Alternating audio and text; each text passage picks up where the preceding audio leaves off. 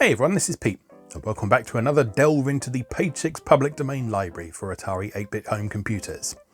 So, the last couple of discs that we've looked at have mostly had games and demos on them. Looking through the catalogue at the next disc, disc 3 in the collection is actually a set of utilities, so we're probably going to skip over that. Mostly because it's difficult to demonstrate the value of those in a video like this, because some of those utilities were based on having a printer connected to your computer. Some of them were designed to be incorporated into your own programming sessions and all sorts of things like that. I will read out the entry from the catalogue about that disc though, and if you are interested in having a look at some of those utilities for yourself, either on real hardware or through emulation, you can download this disc from page6.org. In fact, all of the Page 6 library discs are freely available there, and since they're public domain software, you can download those without guilt. So, Disc 3, Utilities 1, according to the catalogue, contains lots of useful utilities. TinyText is a super basic word processor with some good facilities and should prove useful to beginners to word processing or those whose needs are small. All of the drafts of the early copies of Page 6 were prepared exclusively with TinyText. Error Trap gives you full error explanation. You can forget the manual. So what that does is it's a bit of program that you incorporate into your own basic programs, and you call it as a subroutine or as an error trapping routine more specifically.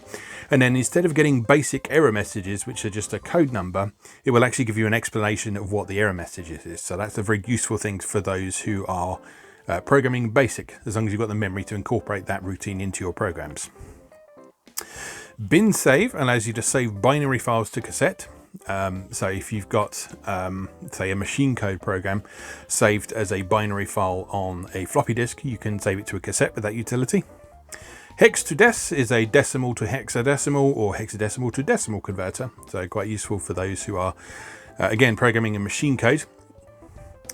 Maths gives you some advanced routines. Not sure what those are offhand, but if you need some advanced math routines, there they are. RPM test allows you to check the speed of your drive. So yeah, because disk drives were sort of in their relative infancy at the time, a program like RPM test would allow you to make sure that it was working to its maximum potential. VaryList will list your program variables. So again, if you're programming, this is a good means of sort of housekeeping and making sure that you are not reusing the different variables for the same thing, for example, and remembering what they're all called as well, which can be quite useful if you've written a longer program. Flash gives a flashing cursor, just in case you want that.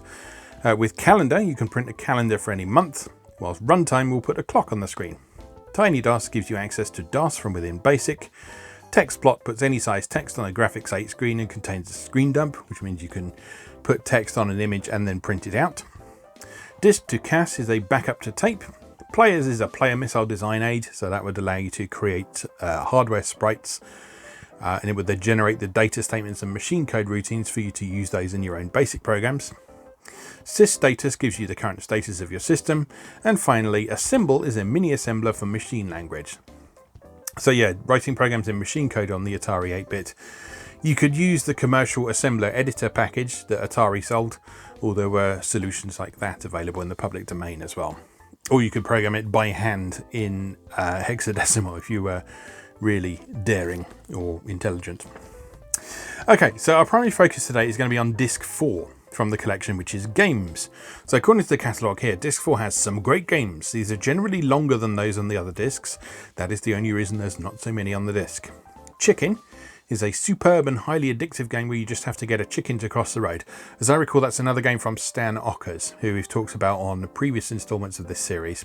He was really the master of public domain software, particularly games. A lot of his stuff was published in the Atari Computer Enthusiasts group newsletter of Eugene, Oregon, if I remember correctly. And then his stuff subsequently found its way around the world through public domain libraries and magazines like Page 6 and Antique Magazine and such like. In boxes, you must get more boxes than your opponent. I assume that's a version of the pen and paper game. Oil Well is a drilling simulation. How rich can you get? So another simulation I'll be terrible at, I'm sure. Cat and Mouse is a maze game based on Pac-Man. Knights will have you exploring a castle trying to rescue a damsel, and Balloons is a shooting gallery type game where you can set your own parameters. Lander is a gravity-influenced moon landing game, and finally Formula 1 is a great vertically scrolling race game. How many laps can you survive? Several good games for hours of fun. Now, as I vaguely recall, this is one of the discs we actually had in our own collection when I was growing up. So some of these games are familiar to me. Some of them I can't remember so much about, but we're going to go and play them all today anyway. So let's go take a look at the next disc in the Page 6 public domain library. Okay, here we are with disc 4 of the Page 6 library. Games. The Page 6 library consists of programs collected from users and user groups in the USA, Australia and Great Britain. And to the best of our knowledge, all programs are in the public domain. So the standard disclaimer there. As I say, I think this is one of the ones that we had when I was growing up. So some of the stuff on here will be familiar to me anyway. Other stuff I remember less well. Definitely remember this menu system because it's the same as the first two discs that we saw. So we've got the familiar options, continue basic DOS title menu, and then down to Chicken, which is our first game. As I say, I'm pretty sure this is a Stan Ockers game, and it's a sort of take on Frogger, if I remember rightly. A little bit different from Courting Crickets that we saw a while back, though. Chicken.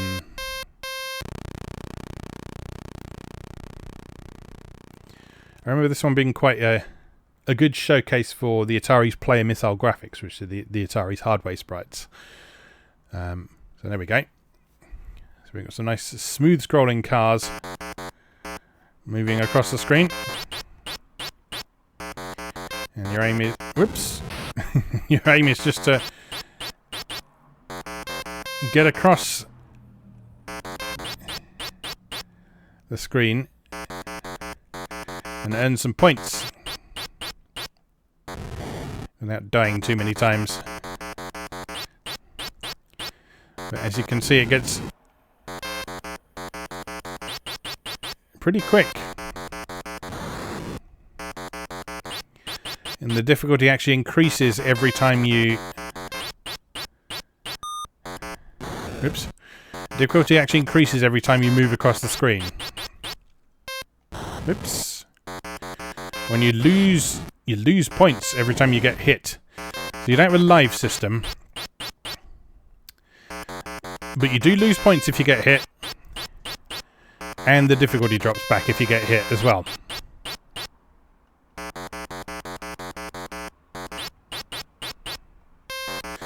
Whoops. Not sure what the asterisk in the middle of the screen means.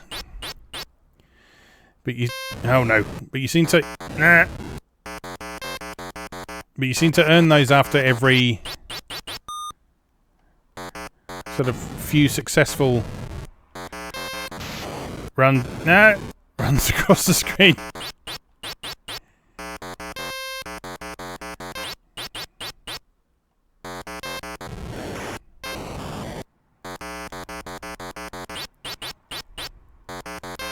Not sure when the game ends.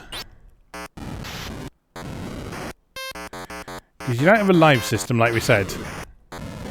You do have a time limit. But the time limit does seem to reset every so often.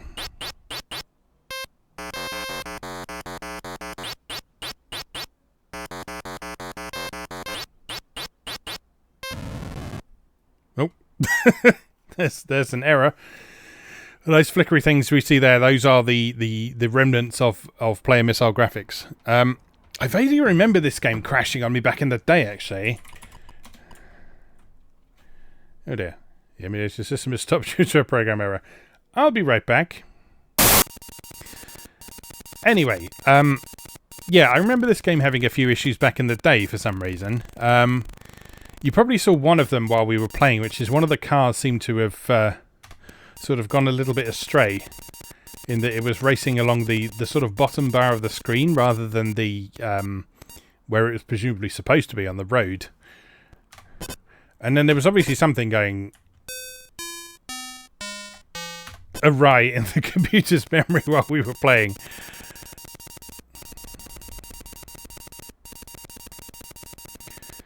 But I'm not sure exactly what. Let's have another go at this and see if we can figure it out. So I'm not touching anything while it's initializing, just to make sure that everything unfolds as it is supposed to. Right, here we go.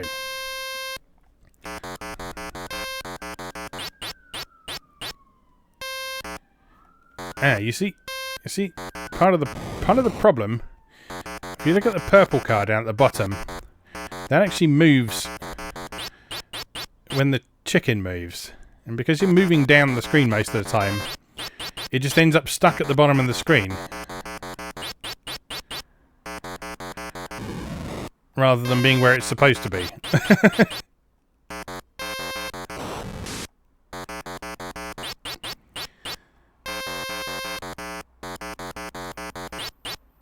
So presumably at some point that just ends up so far out of range that it causes the error.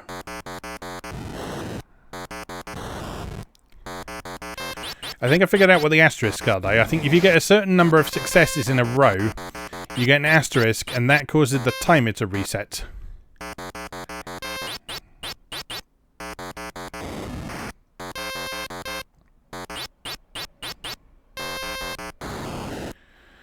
So if you keep failing, then you'll run out of time. But if you succeed often enough,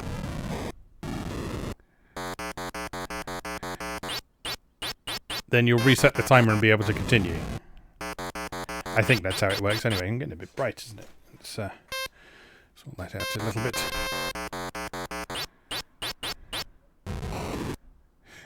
Right, and if you get hit by the car that's at the bottom of the screen where it's not supposed to be, then things go horribly wrong. Well then. That is chicken. I would attempt to list it, but it's just going to crash the emulator again, isn't it? Yep. It is by Stan Ockers, though. Anyway, I'll be right back. Right, so I'm not entirely sure what's up with that. It could well be that it's an old game that was designed to work on an earlier revision of Atari BASIC. Is entirely possible. But yeah, we won't spend any more time on that, because I mean we've seen how it's vaguely supposed to work, and yeah, there probably is a way of fixing that to make it work. I don't know what it is offhand, but I remember that bug happening back in the day now. Let's go for Oil Well next, which is another sort of simulation game.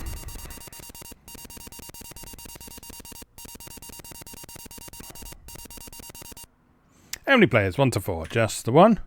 Type name, press return. Pete. Please wait. Scoreboard, week 1. To continue, press any key. Pete's turn, week 1. There's no instructions in this game. But if I remember correctly, what you do is you move...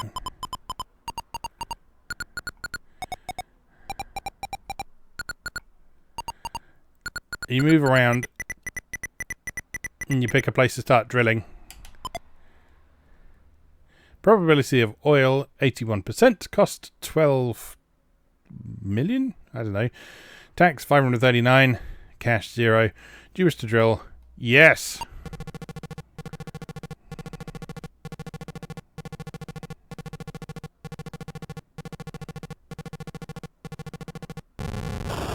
We found oil! Well, producing $1,904 per week. Can you continue? Press any key. Okay, net worth minus 6,000. Do you wish to sell a well? No.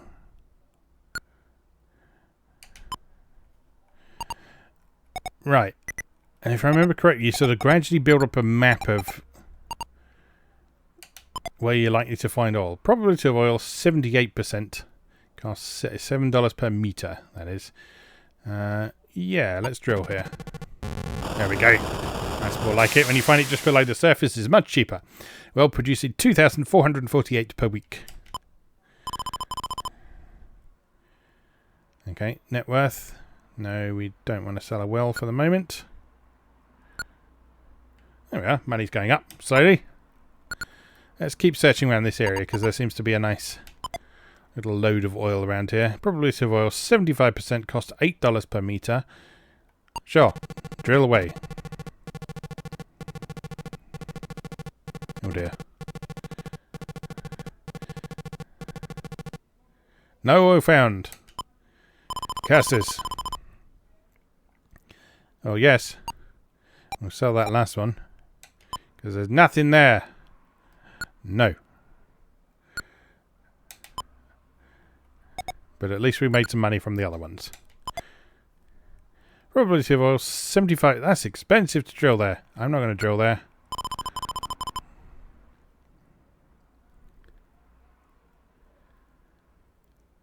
Is that top one costing us $6,000 a month? Because if so, get rid of that shit. There we are. Now we're in the black. Let's try here. 78%, $12 per meter. I'll take the chance. There we go.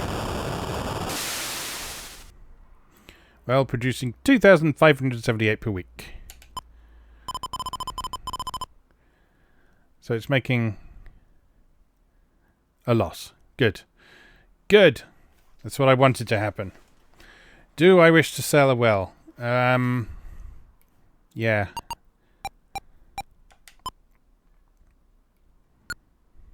Net worth minus $25. Don't know how many weeks you go for on this. Probability of all 81%, $7 per meter. That sounds good value. Nice. That's what we want.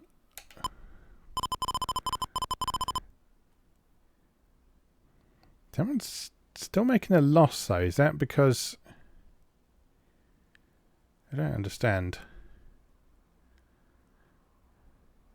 Well, let's leave that one in there for now and see, because our money's going up. 84%, $9 a meter.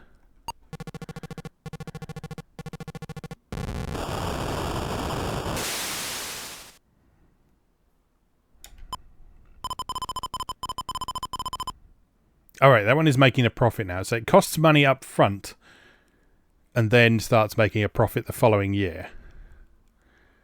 So it costs 1,350, but it's got an income in 1922. So that's worth keeping, I guess. Alright, let's try here. 81%, $5 a meter. Yes, please.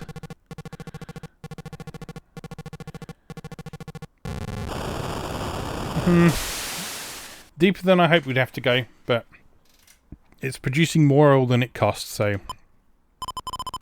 that's good, I guess. No. Don't know how many weeks you go for. I guess we'll find out.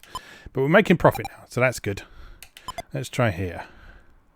78%, $14 a month. I'm not going to drill for that one.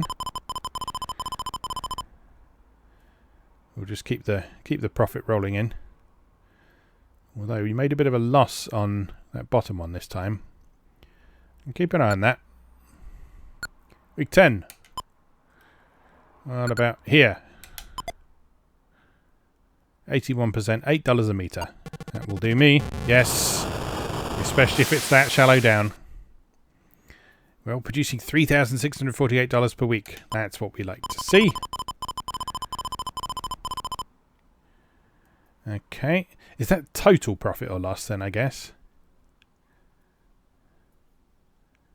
Not entirely sure I completely understand this game, but we're getting there. Week 11. Money going up. Good. We like that. 81%, $12 a meter. I'll take a risk. A lot of taxes on this one.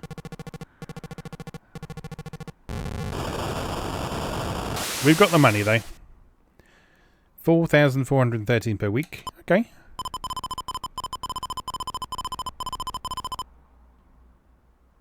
Okay, I can deal with that. Week 12. You can hopefully see how this game would probably be quite fun in multiplayer, especially if you're all exploring different parts of the map or trying to take over each other's territory and that sort of thing. 84%, $13 a meter. Let's give it a go. Nice. Good.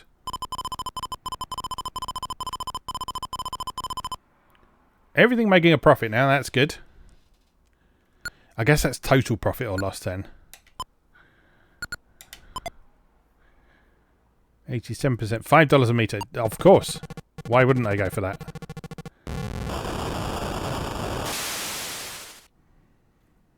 Not bad. Not bad at all.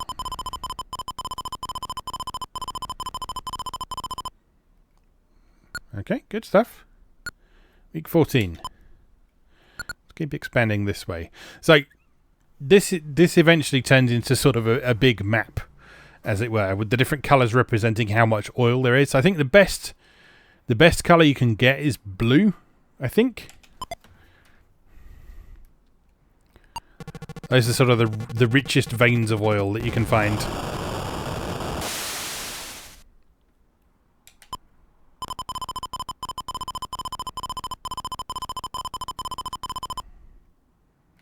Okay, good. Keep expanding this way. There's obviously a nice little field there. 90%! Yes! Good. Enjoying this.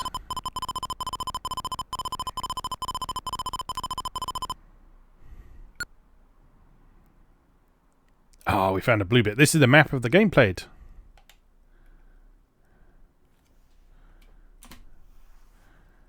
And that's it, I guess. So yeah, if you're playing that with 4 players, you can obviously expand a lot more across the whole map. Try and find the best deposits of oil and all that sort of thing. So yeah, that's Oil Well. Let's go to Graphic 0 and just take a quick look at the basic listing. Oh, there's no credits in this one. That's a shame. Would have liked to know who was behind that, but it seems it is to remain a mystery for now. I do remember playing that a bit back in the day and being surprised that it was a sort of a simulation that I kind of understood. I mean, I guess there's not a lot to it in terms of gameplay. It is basically just sort of try and find the best places, and that's about it. But I remember quite liking that back in the day, for being a sort of management strategy type game that I understood as a kid, which was quite a rare occurrence. Now this game Knights I vaguely remember. In fact, I had this game sort of stuck in my head for a long time and I couldn't remember where I'd played it first, and it was obviously on this disc. Night for a day. You are Sir Cyril the Brave and you are set out to rescue the beautiful princess who is captured and locked in the tower of the evil king's castle. You begin in the entrance chamber of the castle. You must search all through the very confusing maze of rooms and find the 3 staircases. One leads to another tower and you are sent back to the entrance chamber to begin again. Another leads to the dungeon, which also leads back to the entrance hall. The third leads to the trapdoor room. If you make it past this room, then you have made it. The time you take is shown at the end. Press the start button and stand by. Alright, so while the screen is blank, it will be initializing, so it will be setting up things like custom character sets, possibly some plain missile graphics, although I think this was all, yeah, I'm pretty sure this is all graphics to text characters for those bricks and the beautiful princess, who looks like a duck, up in the corner, and our knight. So we move our knight with the joystick, we pick one of the 3 doors, and then we negotiate the maze and see where we end up. So we've ended up back in the entrance hall. So let's take that left entrance again and let's go straight up this time. And let's keep going straight up and see where we end up. And again, different colour rooms, must be progress. We're back to the start again because we've seen the blue room before. We're going around in circles. Okay, so let's get up to the purple room. And then let's try going right. That takes us back to the green room, which is not what we want. So maybe left. Okay, now we have 3 staircases to choose from. So let's try this one. This is the trapdoor room, where all we have to do is not step on the trapdoors, which is very easy because there's no real sort of pressure there. And we've won! Victory! Time 244, press start. And that's basically all there is to this game. I remember really liking this game back in the day, but there's absolutely nothing to it. Absolutely nothing to it whatsoever. But let's have another go, because I think it is randomly generated. Or is it? Yes, it is. I think it may well be randomly generated.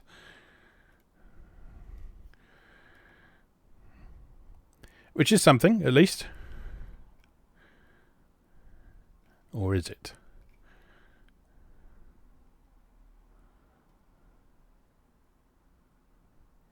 Yeah, because the order of those colours is different, isn't it? Okay.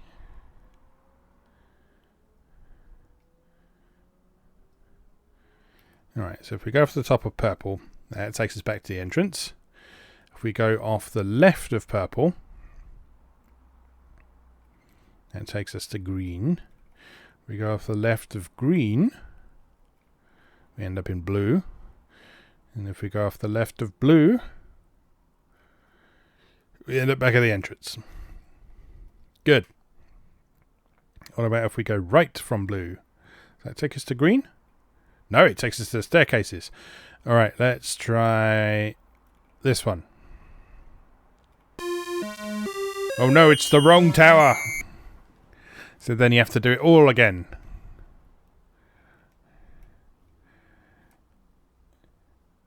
Alright, so I can't remember what I said before. No, it's not that way. Was it off to the right of blue? I think it was, wasn't it? Yes. Alright, let's try the middle one. Oh no, it's the dungeon!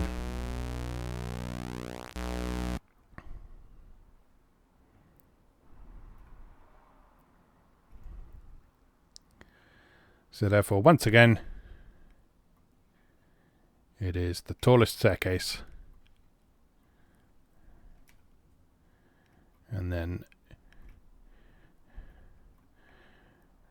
the horrific challenge of the trapdoor room. And there we go, victory.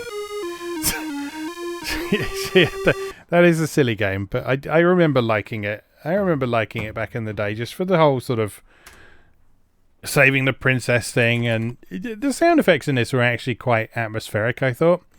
So, Nights by Sidney Brown from February 1983, Ace Newsletter, Atari, that's the Atari Computer Enthusiasts of Eugene, Oregon. That is where Page 6 got a lot of its type-in games from, a lot of its type-in software in general. So, yeah. I mean, it's a silly game with nothing to it, but I mean, it's perfectly competent. It does what it sets out to do. And it's public domain, so it's free, so you won't pay money for that, so if you get mad at that, then that's your problem.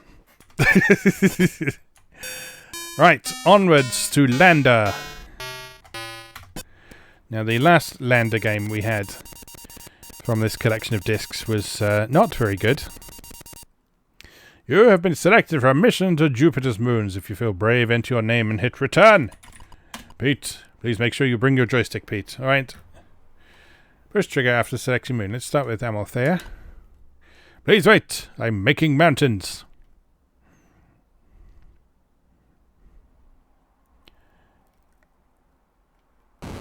I see no mountains. I remember this game. Where's my ship gone? Where has my ship gone? I can't see my ship anymore.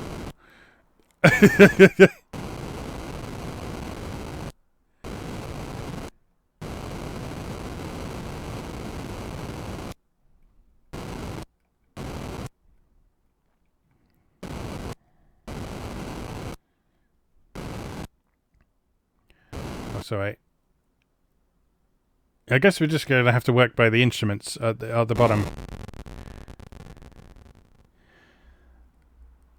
Mission control. To all stations. Telemetry indicates Turkey impacted. Amalthea at 2 meters per second. There were no survivors. Condolences to Pete's family. End transmission. Well, I mean, that probably would have worked better if I could see what I was doing, but I don't know what went wrong there. But my ship just disappeared. You saw it. It was there at the start, and then it just disappeared again. So, if we...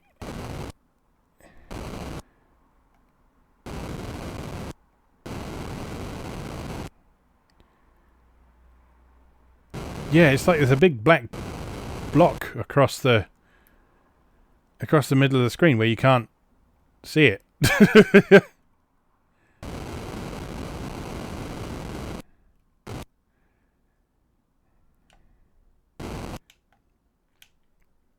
Yeah, so something's not right with that one. Something's not right with this one at all. Graphics 0. Hearst and Atari Computer Enthusiast, written by Wayne Cloud and William Frank.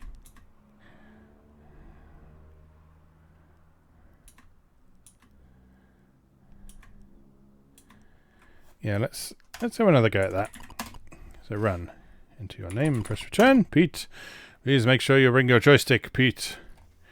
All right, let's try one of the other moons. Let's try Ganymede. Please wait, I'm making mountains.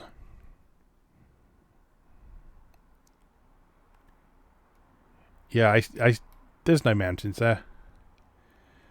There's no mountains there. Well, there obviously are, but they appear to be invisible. So, I don't think we can really play that one. I can only assume that this is another instance of it requiring an earlier revision of Atari BASIC or an earlier revision of the Atari's operating system, like it was designed for an Atari 400 or 800, and we're running what is effectively an Atari 130XE here, so... Oh well. Alright, let's see what else we got. Boxes. I remember that working, though. I remember playing that game and it working properly. So I don't know what the issue is. Anyway. 2 players take turns to connect adjoining points on a grid. Each time a player completes a square, he scores 1 point and gets an extra turn. The winner is to play with the most points when all the squares are completed. In this version of the game, lines can only be drawn from left to right or top to bottom. Press the trigger to begin. Okay, let's go for 16 squares. Player 1. Use joystick 1 to select starting point, then press trigger. Move joystick right or down to draw a line. Player 2. Use joystick 2 to select starting point, then press trigger. Oh, I don't have a joystick 2 collected. Bear with me, I will be right back. Okay, so, joystick 2. Let's go here and down. Use joystick 1 to select starting point, then press trigger. There we go here. Player 2. You go there. Player 1. I'm sure you see how this is going. It's the old pen and paper game Boxes. But on your computer. And as you saw at the start, you can play on various different grid sizes, depending on how long you want this gaming experience of a lifetime to go on for.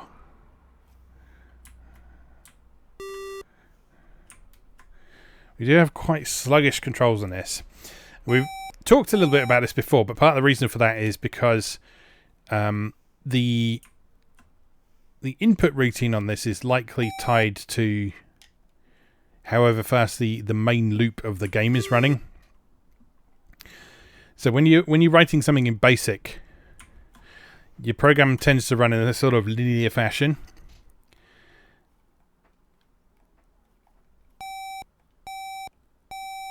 Where I mean, you can have stuff running in the background, but if you want that to happen, you tend to have to use machine code routines to get things running in the vertical blank and that sort of thing. So to get things happening while the TV is updating itself, that kind of thing. And so, yeah, what would happen is if you had an input routine, your program would have to wait for BASIC to basically catch up with wherever that input routine was.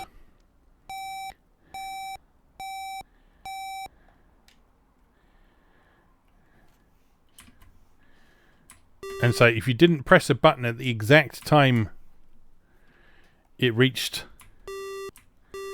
that input routine, then yeah, it just wouldn't respond. Right, player 2, where are you going to go to prevent player 1 from getting a bunch more boxes? It's right there. And player 1, you can go there. And you can go there and get a bunch more. And I think that's all you can get for now. So make sure you give player 2 the smaller bit. Then player 2 can have that. And then, oh no. Oh no, player 2 has miscalculated. I think player 1 might have miscalculated as well.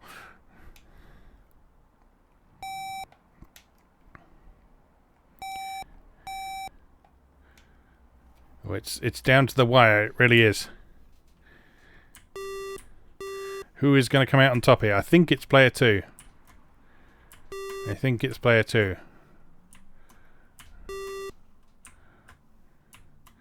I'm sure you'll agree it's a thrilling match, though.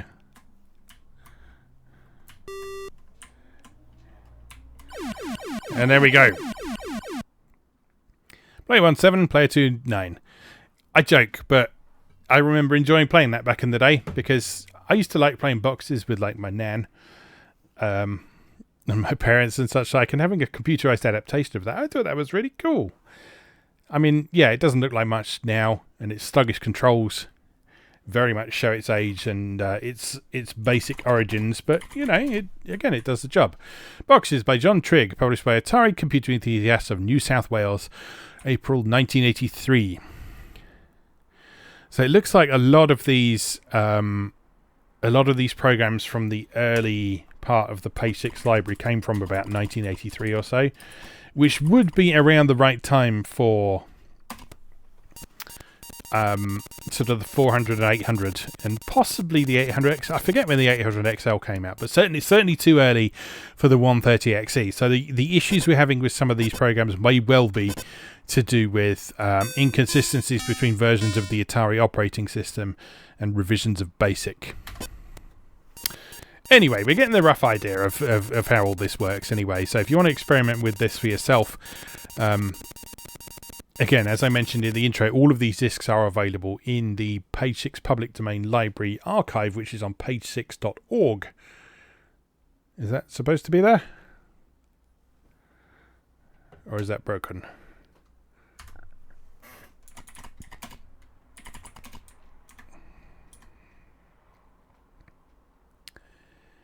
I can't really tell from that. Let's try again. Run. Oh, it's redefining characters. You can see it redefining them a bit at a time. But then, is something going to happen? We'll give it a moment and see if anything happens. And if it doesn't, then I guess this one doesn't work either. Oh, hello. Something's going on.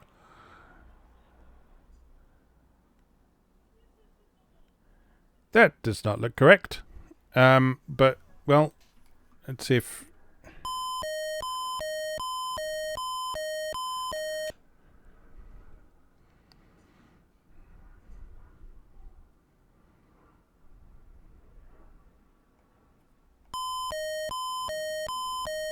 Yeah, that's not right, is it? So, I think what we will do, considering we're having such a tough time with some of these, what I'm going to do, I'm going to... Oh no. I'm going to reconfigure the setup we've got here so it's running on an older version of the Atari OS and see if that actually makes a difference. So, I'll be right back. Well, that looks more promising. That's actually saying what it's supposed to say instead of random garbage.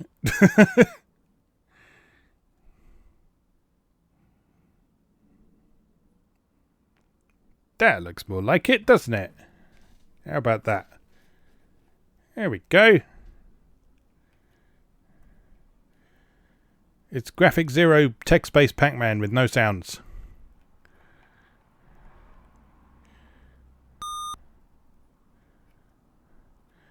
Very slow. Graphics 0, text-based Pac-Man with no sounds.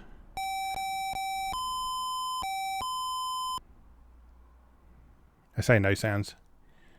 Sparse sounds, shall we say.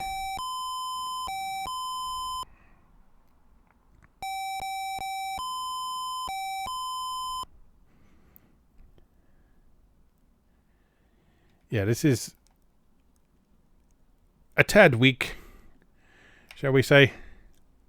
Very slow. But I guess, if nothing else, it's sort of a proof of concept, as it were. It shows what is possible. I'm not sure I can deal with playing the entirety of that, so let's just break out of that. Let's...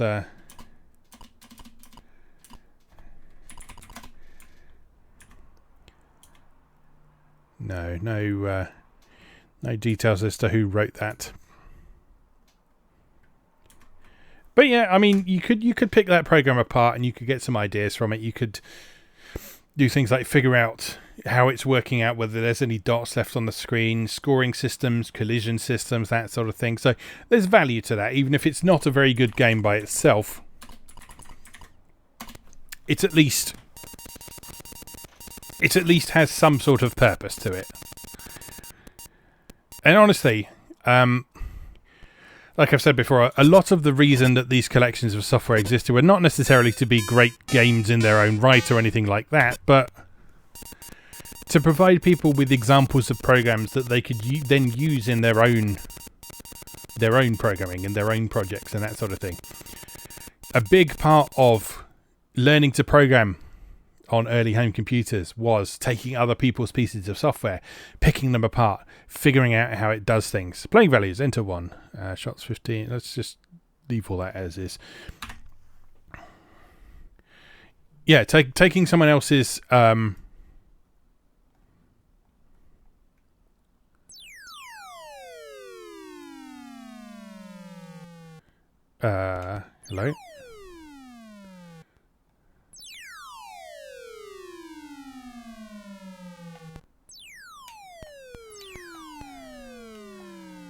I have no idea what's happening here.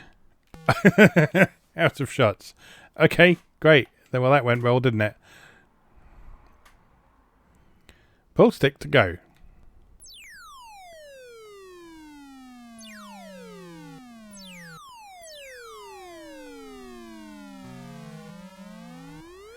I don't really understand what's supposed to be happening here. And we press the fire button and the thing moves. And we lose a shot.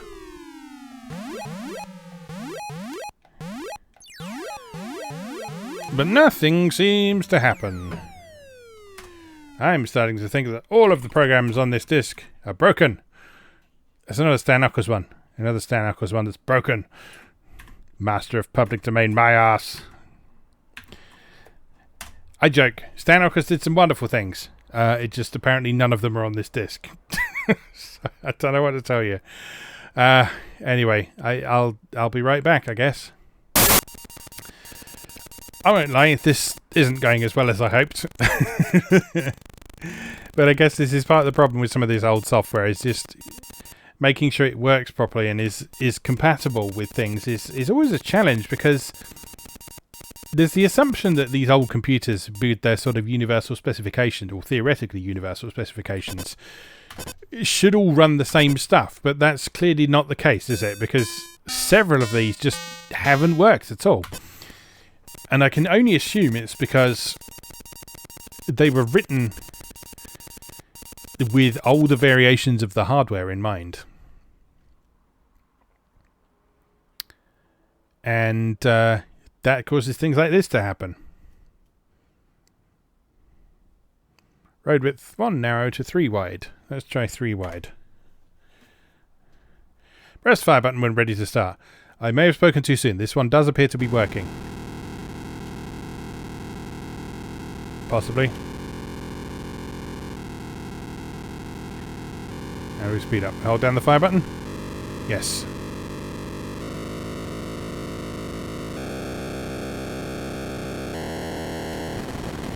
Crash. Okay. So again, this is a very simple example of a game making use of certain features on the Atari, specifically hardware sprites, hardware smooth scrolling in BASIC,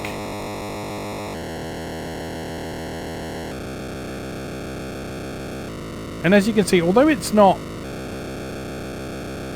the absolute smoothest or the most beautiful looking game you'll ever see, it's pretty quick. Like, look at the speed the scrolling's going at when you're up to those higher speeds.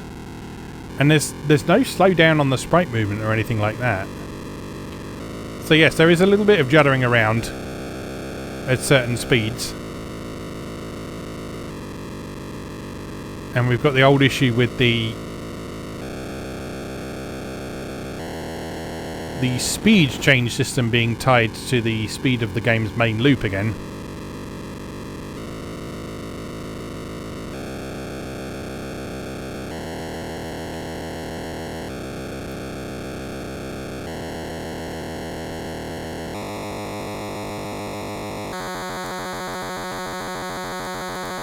But this is no worse than, like, Street Racer on the Atari 2600.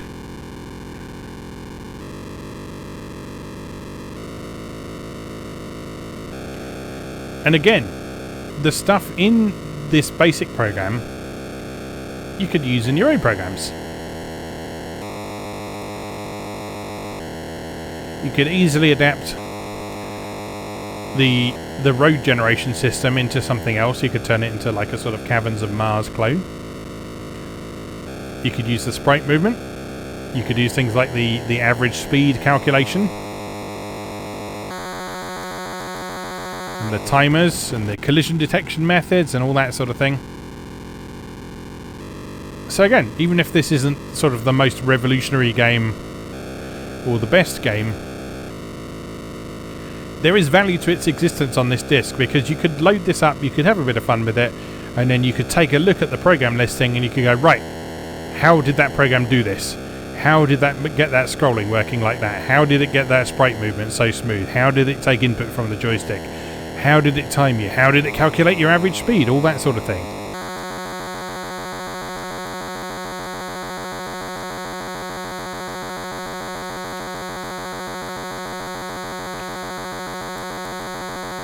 So yeah, plenty of value to be had. Question is, how many laps does this go on for? Who can say? I bet 5. What do you reckon? 5? Oops. That's a good crash sound. That's the same sort of crumbly sound effect that was in Thorny MI's Computer War. There we are. Record 101. Again, press trigger. I'll pass for now, but that is a perfectly competent little game there. Time trial. It's Stan Ockers. Who'd have thought it? Who would have thought it? Reset. Get rid of that player missile. But yeah, it's the Stan Ockers game that worked properly, so that's good. And a pretty good one at that. So yes, although we've had a mixed success rate with this disc so far, we're definitely finding some interesting things, if nothing else. I think that scroll is the last thing on this disc, isn't it? So let's just see what this one is. I can't remember what it said in the catalogue for this one. I suspect it. Yeah, this is demo only. Use joystick to scroll.